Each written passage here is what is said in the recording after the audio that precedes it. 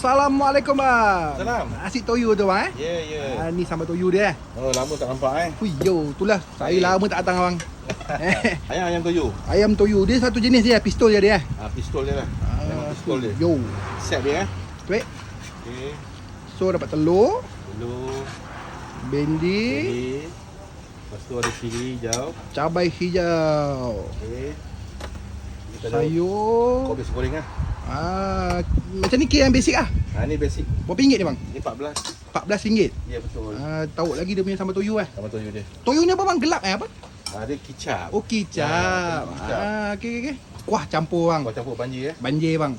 Biar tenggelam bang. Alright. Telur sotong. Sotong Baru si anda. Telur sotong berapa ringgit ni bang? Dia satu sendok ni 8. Kalau hidup RM8 je. Itu normal lah. Okey baik. Lepas tu kalau sotong berapa ringgit?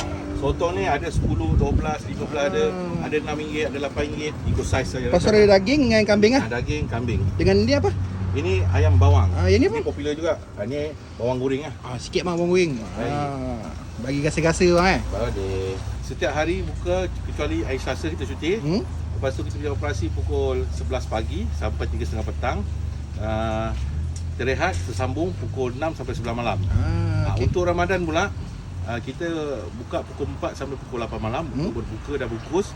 Lepas tu untuk sahur kita start pukul 10 malam sampai 5 pagi. Kiranya pukul 4 petang sampai 8 malam. 8 malam ah. Ya. Tengah hari tak ada ah.